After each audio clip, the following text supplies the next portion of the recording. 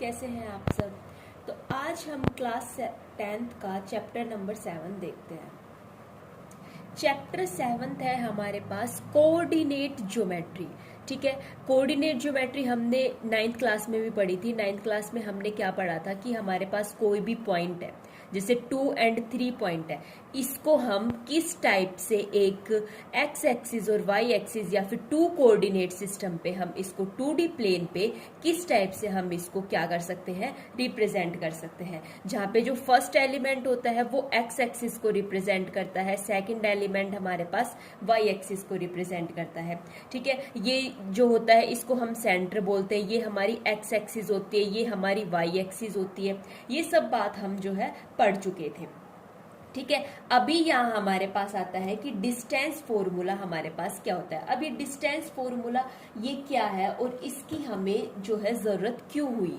अच्छा, डिस्टेंस का मतलब क्या होता है, कोई भी 2 पॉइंट के बीच की हमें क्या बतानी, डिस्टेंस बतानी। जैसे हमारे पास एक पॉइंट यहाँ पे है, एक पॉइंट यहाँ पे है, और पूछे कि इन दोनों के बीच का आप डिस्टेंस बताइए कि कितना डिस्टेंस इन दोनों पॉइंट के बीच में है। ठीक है, तो अब डिस्टेंस फॉर्मूला को समझने के लिए हम क्या करते हैं, सबसे पहले हम 2D सिस्टम लेते हैं, X axis and Y axis. ठीक है, इसके बाद हमने कोई भी एक इधर पॉइंट लिया है P, और ये मेरे पास कोई भी एक पॉइंट हो गया जिसको मैंने बोल दिया है Q। अब P जो पॉइंट है उसके मेरे पास कोऑर्डिनेट हो गए x1 एंड y1, और जो Q पॉइंट है उसके है मेरे पास x2 एंड y2। अब ये आपसे पूछ रहा है कि अब आप बताइए इन दोनों के बीच का डिस्टेंस कितना है। अच्छा देखिए, अब ध्यान से देखिए, यहाँ पे यदि मैं एक पॉइंट और ले लेती हूँ T, और इन दोनों को ज्वाइंट करके फिर इन दोनों को ज्वाइंट करती हूँ, तो क्या ये आपके पास राइट एंगल ट्रायंगल बन गई है यदि मैं इसको परपेंडिकुलर ड्रॉ करूँ तो। ठीक है, अब जो हमारे पास पाइथागोरस थ्योरम होते हैं वो हमारे पास कहती है hypotenuse square is equals to perpendicular square plus क्या होता है हमारे पास बेस स्क्वायर होता है। ठीक है, अभी देखिए हमें कौन सी डिस्टेंस फाइंड करनी है, हमें P एंड Q के बीच की डिस्टेंस फाइंड करनी है। तो मैं इसको लिखूंगी PQ square is equals to PT square plus QT square. ठीक है, अभी ये क्या है, PQ मेरे पास हाइपोटेन्यूज है, QT मेरे पास परपेंडिकुलर है, एंड जो PT है वो मेरे पास क्या है, बेस है।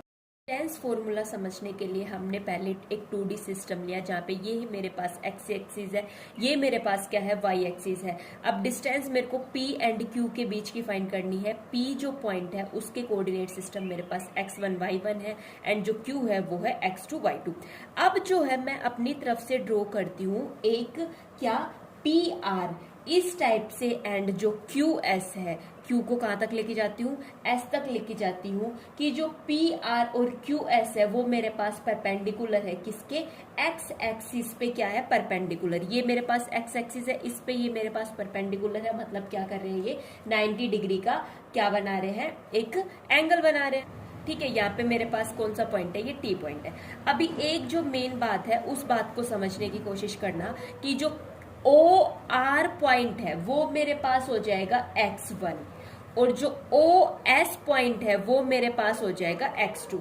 अभी क्यों, इस बात को देखिए, क्या यदि मैं यहाँ पे एक पॉइंट लेती हूँ 2 और 3, और यहाँ पे मैंने एक पॉइंट ले लिया क्या, चलो सपोज कर लेते हैं कि 3 और 5, एक सेकंड ये मान लेते हैं कि ये पॉइंट है 2 और 3।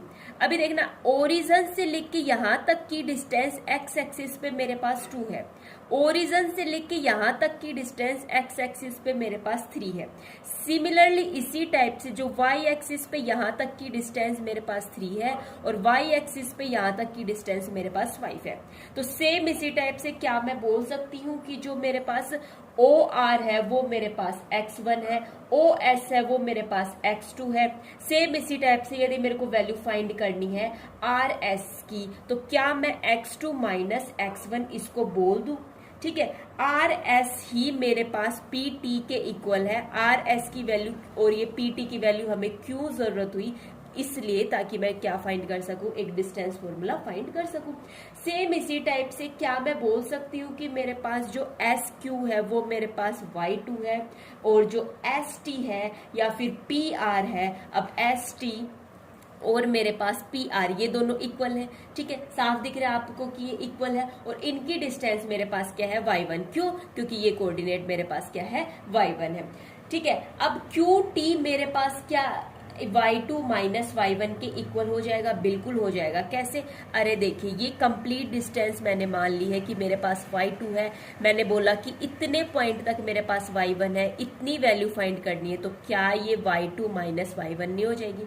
ठीक है, अभी ये मेरे पास क्या हो गई है, y2 माइनस y1। तो सिमिलरली इसी टाइप से मेरे को pt की वैल्यू पुट करनी है। pt की वैल्यू मेरे पास क्या हो जाएगी, x2 माइनस x1 का होल स्क्वायर प्लस qt की वैल्यू मेरे पास हो जाएगी y2 माइनस y1 का क्या हो जाएगा, होल स्क्वायर। बीच में एडिशन का साइन है, ये वैल्यू मेरे पास किसके इक्वल है, पी क्यू के स्क्वायर के इक्वल है। अभी देखना यहाँ से पी क्यू की वैल्यू मेरे पास under root x2 minus x1 का होल स्क्वायर आ गया प्लस y2 माइनस y1 का होल स्क्वायर आ गया। यही आपके डिस्टेंस फॉर्मूला है। ठीक है, हाँ जी, और कुछ नहीं, यही आपका डिस्टेंस फॉर्मूला है। पी एंड क्यू के बीच का जो डिस्टेंस आपको फाइंड करना था वो इस टाइप से आता है। वैसे मेनली इसका डेरिवेशन एग्जाम के लिए इंपॉर्टेंट नहीं है, लेकिन आपको पता होना चाहिए कि ये डिस्टेंस फॉर्मूला एक्चुअली आया कहाँ से। ठीक है, सेम इसी टाइप से अभी हम एक वर्ड होता है एब्सिसा, एब्सिसा को समझते हैं। एब्सिसा और कुछ नहीं, हमारी एक्स एक्सिस ही होती है, एक्स एक्सिस ही होती है। जैसे ये हमारे पास 2 और 3 पॉइंट है, ये जो फर्स्ट कोऑर्डिनेट सिस्टम जो होता है ये हमारा एक्स एक्सिस को डिनोट करता है, और यही हमारी क्या होती है, एब्सिसा।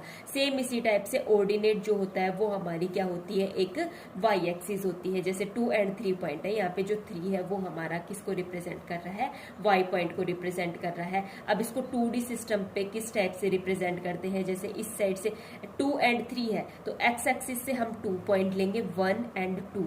ठीक है, वाई एक्सिस से हम थर्ड पॉइंट लेंगे 1, 2 और 3। तो ये पॉइंट इधर जो होगा यही पॉइंट मेरे पास 2 और 3 होगा। अभी एक और मेन बात आती है हमारे पास कि लाइन किसके पैरेलल होती है, हमारे पास एक्स एक्सिस के पैरेलल कौन सी लाइन है और वाई एक्सिस के पैरेलल हमारे कौन सी लाइन है। चलो तो इसको एज ए ग्राफ हम ड्रॉ करके देख लेते हैं। ये हमारी एक्स एक्सिस होती है, ये हमारी वाई एक्सिस होती है।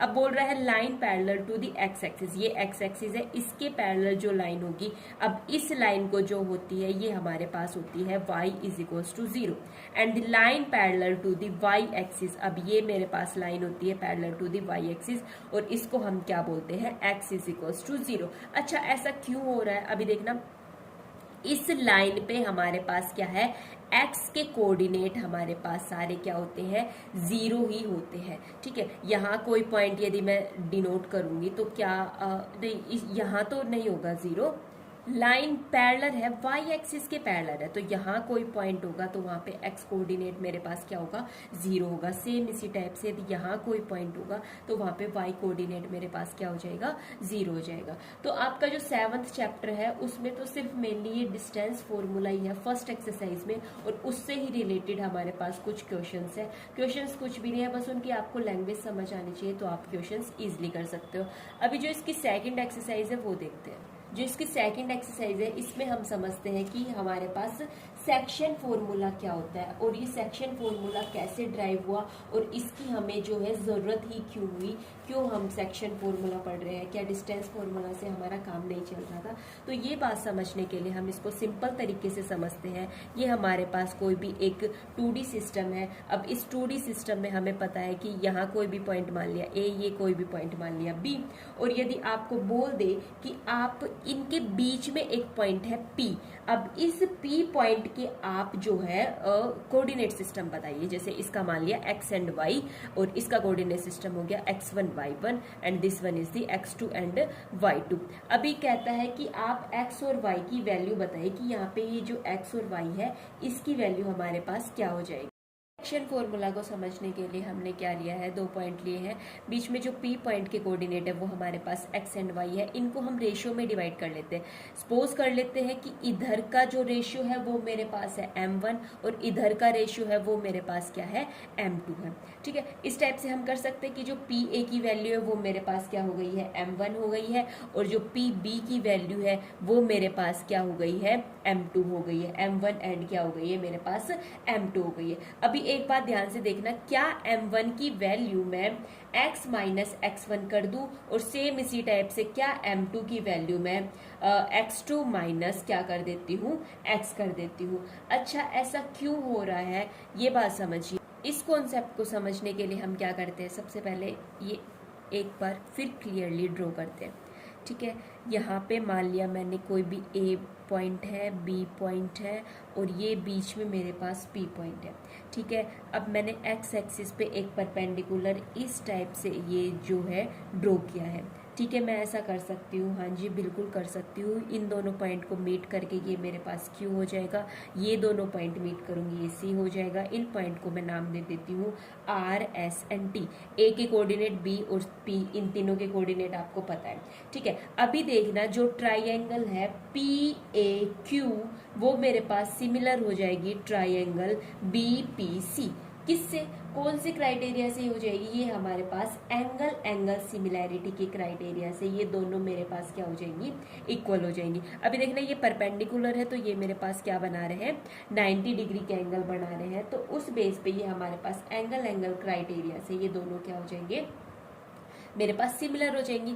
अच्छा, यदि ये सिमिलर है तो यहाँ से मैंने बोला है PA अपॉन BP जो किसके इक्वल है, AQ अपॉन PC के इक्वल है, और ये आल्सो किसके इक्वल है, PQ अपॉन BC के इक्वल है। अच्छा, ये कैसे हुआ है, ये हमने कल ही पढ़ा था कि जो यदि दो ट्रायंगल मेरे पास सिमिलर होती है तो उनके एंगल भी और जो उनकी कोरस्पोंडिंग साइड होती है उनका रेशियो भी। अब कोरस्पोंडिंग साइड कौन सी है, ये देखिए PA एंड BP। ठीक है, इसका रेशियो है AQ अपॉन PC। ठीक है, ये इनका हाइपोटेन्यूज है, ये इनकी क्या है, बेस है। ठीक है, अभी देखना PQ और BC ये है मेरे पास क्या है, परपेंडिकुलर है, तो इन सब का रेशियो मेरे पास क्या हो जाएगा, इक्वल हो जाएगा। अच्छा, यहाँ से क्या आप AQ की वैल्यू फाइंड कर सकते हो, AQ की वैल्यू क्या मैं x माइनस x1 कर दूं, कैसे कर दूं, पीछे अभी कॉन्सेप्ट पढ़ा था कि ये पॉइंट मेरे पास क्या है, x कोमा y है, ये पॉइंट मेरे पास x1 कोमा y1 है, सेम इसी टाइप से ये पॉइंट मेरे पास x2 कोमा y2 है। तो इन दोनों के बीच का गैप या फिर इन दोनों के बीच का गैप मैं क्या कर सकती हूँ, यहाँ से लेके यहाँ तक टोटल x है और इतना मेरे पास x1 है, तो क्या ये मैं x माइनस x1 कर सकती हूँ। तो सेम इसी टाइप से ये पॉइंट मैंने क्या कर दिया, x माइनस x1 कर दिया है। और जो PC है इसकी वैल्यू मैं फाइंड करूँ, ये कंप्लीट मेरे पास x2 है और ये कंप्लीट मेरे पास x है, तो क्या इसकी वैल्यू मैं x2 माइनस x कर सकती हूँ। तो सेम इसी टाइप से मेरे पास क्या हो जाएगा, m1 अपॉन m2, इसकी वैल्यू है m1 अपॉन m2, इन दोनों की वैल्यू मैं निकाल के यहाँ से मैंने क्या पुट कर दी है, x माइनस x1, और ये हो जाएगी x2 माइनस x। अच्छा, सेम इसी टाइप से जो PQ है ये कंप्लीट मेरे पास y है, इतना मेरे पास y1 है, तो क्या इसकी वैल्यू मैं कर सकती हूँ किसके equal, y minus y1 upon y2 minus y। ठीक है, ये करने के बाद पहले ये दोनों रेशियो लूंगी, फिर मैं उसके बाद ये दोनों रेशियो लूंगी। जब मैं इन दोनों रेशियो को लेती हूँ तो m1 अपॉन m2 जो किसके इक्वल है, x minus x1 upon x minus क्या है, x है। ठीक है, अच्छा क्या आप यहाँ से x की वैल्यू फाइंड कर सकते हो, बिल्कुल कर सकते हो। इनको क्रॉस मल्टीप्लाई करो, x वाले कोफिशिएंट एक साथ करो, करने के बाद आपके पास जो x की वैल्यू आ जाएगी वो क्या आ जाएगी, ये जो वैल्यू आएगी यही मेरे पास किसकी वैल्यू आ जाएगी, x की वैल्यू आ जाएगी। सेम इसी टाइप से जब आप फर्स्ट एंड थर्ड रेशियो को इक्वल कर रहे हो तो आपके पास जो y की वैल्यू आ जाएगी वो आपके पास ये y की वैल्यू आ जाएगी। अच्छा, ये ही है आपका सेक्शन फॉर्मूला। हाँ जी, आपको x और y की तो वैल्यू निकालनी थी, x और y की वैल्यू आप जो है निकाल चुके हो, जहाँ पे m1 और m2 ये आपके क्या है, रेशियो है, इन दोनों पॉइंट के बीच का जो रेशियो है वो है। अब x1 x2 क्या है, y1 y2 क्या है, ये आपको जो है अच्छे से पता है। अच्छा, एक फॉर्मूला और रह जाता है हमारे पास जिसको हम बोलते हैं मिड पॉइंट फॉर्मूला। अब ये मिड पॉइंट फॉर्मूला क्या होता है, इसके कोऑर्डिनेट निकालना। अब इसके कोऑर्डिनेट हम किस टाइप से निकालते हैं, x किसके इक्वल होता है हमारे पास, x1 प्लस x2 अपॉन 2, और ये y किसके इक्वल होता है, y1 प्लस y2 अपॉन 2। ठीक है, तो फर्स्ट एंड सेकंड एक्सरसाइज में सिर्फ आपके पास यही था, हमारे पास कुछ सेक्शन फॉर्मूला है और क्या था ये mid point formula, distance formula हमने सबसे स्टार्टिंग में देखा। एक बात और ध्यान रखिए कि जो distance of the point P from the origin, अच्छा डिस्टेंस निकालना है कहाँ से, ओरिजिन से निकालना है, तो उसका फॉर्मूला हमारे पास हो जाएगा x square plus y square. क्यों? क्योंकि हमारे पास एक कोऑर्डिनेट ये है, दूसरा कोऑर्डिनेट ओरिजिन से फाइंड करना है डिस्टेंस, तो डिस्टेंस फॉर्मूला अप्लाई करके under root x2 minus x1 का square plus y2 minus y1 का स्क्वायर करके आप जो है ये फॉर्मूला फाइंड कर सकते हो। ठीक है,